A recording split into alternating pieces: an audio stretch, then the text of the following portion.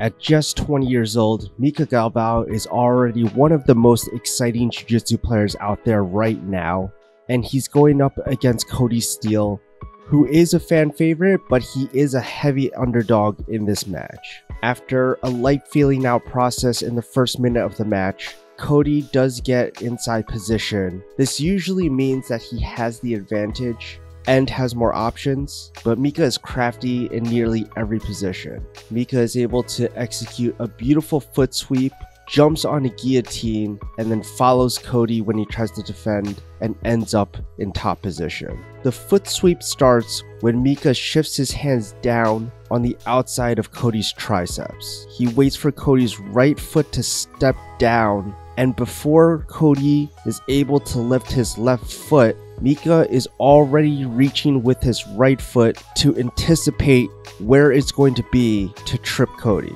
Kody goes off balance, and Mica has no hesitation to jump on the guillotine. His main priority is hooking his left leg on Kody's right leg. This stops Kody from jumping over to the other side to escape the guillotine. It also allows him to follow him when Kody does scramble by trying to roll out. Ideally, Mica wants his hips to be as close as possible to Kody's hips in order to have his legs help out with the guillotine. But Kody is doing a good job of using his knee to keep Mica's hips away from his, and he's also using his arms to create space. Kody ends up on his side and looks to turtle to start getting up again. But again, Mica attacks for another guillotine, and this time he's able to get his feet behind Kody's back, but his hips are still far away from Kody's. Kody uses that space to insert his right knee in between them and then rolls to defend again. This time Mica's legs are behind and above Kody's knees at this point, which does give him leverage to start cranking for a guillotine. However, this is not the best position to finish the guillotine. It is possible, but not ideal. Kody is using his right arm as a frame on Mica's hips so he can't get closer, and he's also using his left arm to help ease the grip of the guillotine. Mica realizes that he's not going to be able to get the submission, lets go of the leg grips, and starts looking for a position where he can just keep top control. He eventually lets go of the guillotine grip.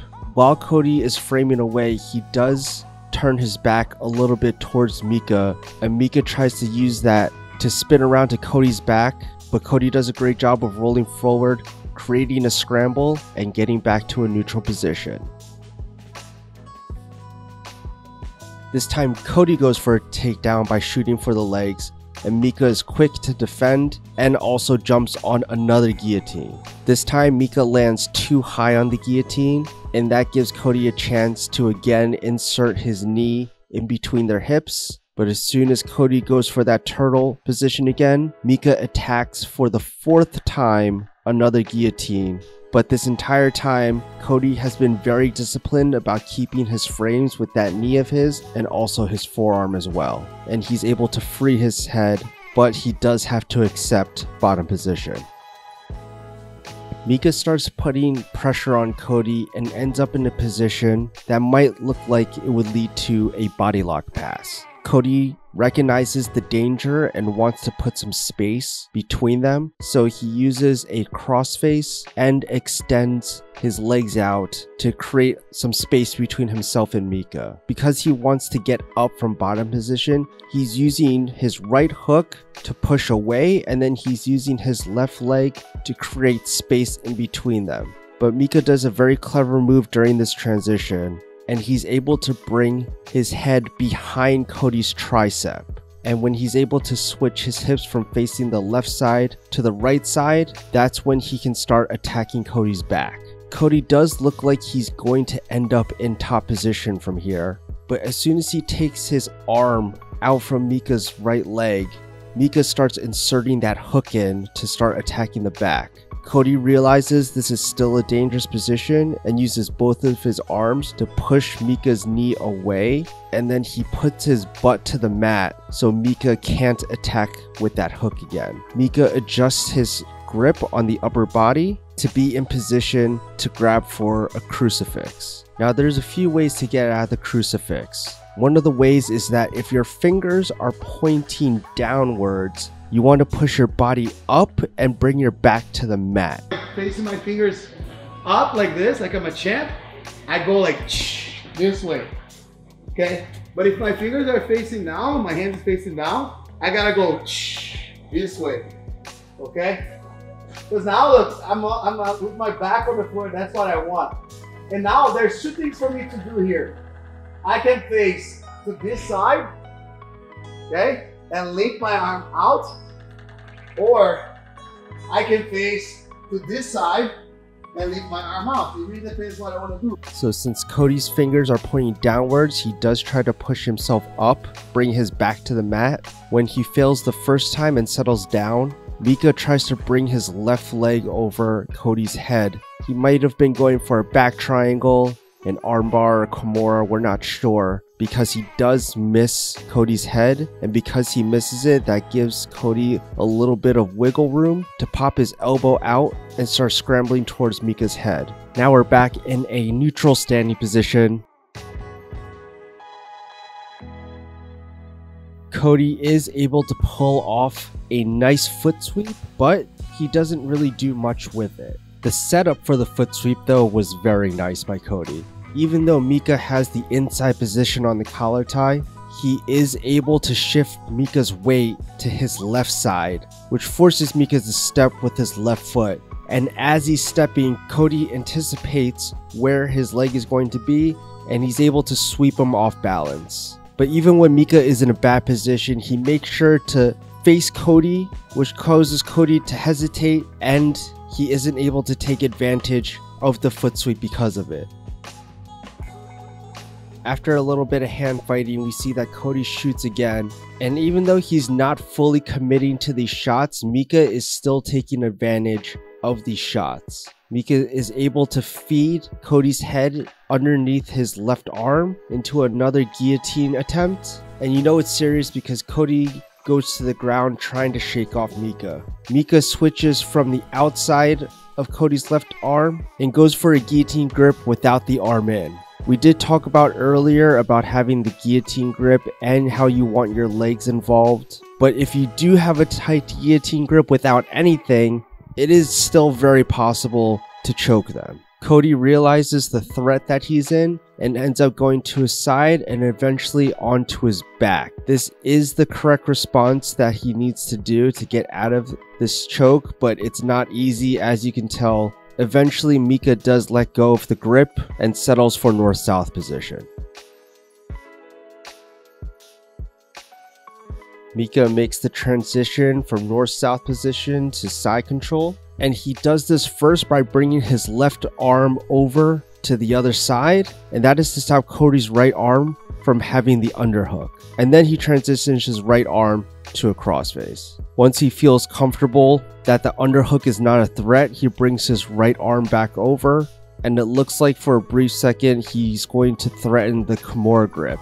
When Kody starts bumping, that's when Mica puts his left arm underneath Kody's legs so they're together, and then he's able to throw up his left leg and transition into mount. Now for the next 3 to 4 minutes, Mica is going to be able to control Kody while staying in mount, and we're not going to watch the entire thing, but there are some notes that we should take from Mica's mount that lets him maintain this position on a high-level guy like Kody Steele. One of the first things I noticed about Mica's mount, he uses it almost like the full guard position. It's not uncommon for him to have his legs completely under his opponent and to also have his legs crossed as well. Because he does have this closed guard type of mount, anytime Kody is looking to get on his side, it's impossible for him to try to do the traditional elbow knee escape because of how Mica's right leg is positioned. Normally, you would be able to use your right foot to be able to scoop the ankle, feed that in between your legs, and eventually get back into half guard. But if the guy on top has their legs crossed, it makes that elbow knee escape much harder to perform because he's not giving you what you need to escape. And in some instances, he does end up going to turtle, but as soon as he ends up in turtle, Mica is able to easily transition into getting those hooks If for whatever reason that Mica can't get the hooks in from back position, he is able to transition into the body triangle as well. Overall, being in Mica's mount is a horrible position to be in, and it looks like a complete nightmare to get out of.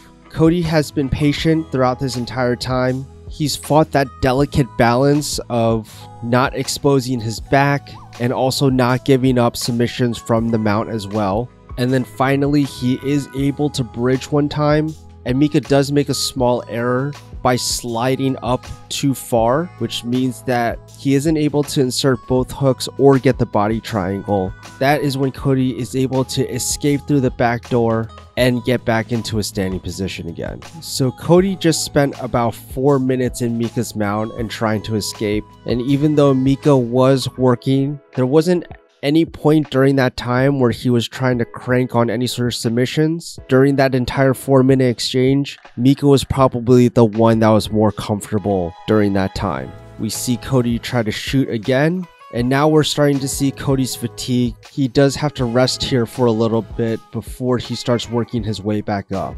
So as soon as Kody pops his hips up, Mica dives his hips under Kody's, and then he goes for the suplex. When you're breaking down in slow-mo, you can just see that everything is planned. As soon as Kody starts pulling his hips up, Mica steps both of his legs forward, so his hips start going under Kody's hips, and eventually he's able to lift him off the ground. Again, Mica tries to transition into a mounted guillotine, and it does look decently tight, but with only 4 minutes left in the match, they're both very slippery, and Kody is able to pop his head out again. He's using many of these guillotines to gain top position, so again, Kody has to deal with Mica's ridiculous mount control.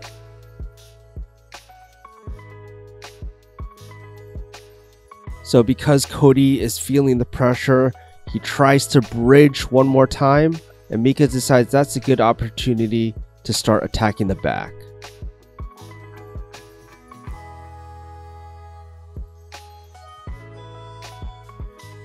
First, he uses his upper body to pull Kody on top of him, and then he transitions his legs into a body triangle, and that's when he can loosen his grips on his upper body to start working towards the choke. Mica is looking to trap Kody's right arm with his right leg, and with good timing and flexibility, he is able to get it the second time. Now at the same time, he starts using his right hand to go under the chin, and he's using his left hand to keep Kody's left hand from helping to prevent the choke. Eventually, Mica does cross his legs to be able to lock him in completely, and once he feels like his right arm is secured enough around Kody's neck, then he straightens out his left arm, brings it around to the back of Kody's head, and he is able to secure the rear naked choke from there. Mica has done a lot of amazing things in his career so far, and the fact that he's only 20 years old, we can probably expect to see him a lot more in the future in a lot of high profile matches as well.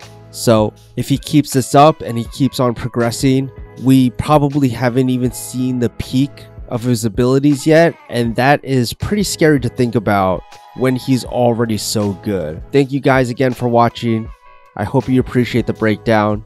I'll see you in the next video.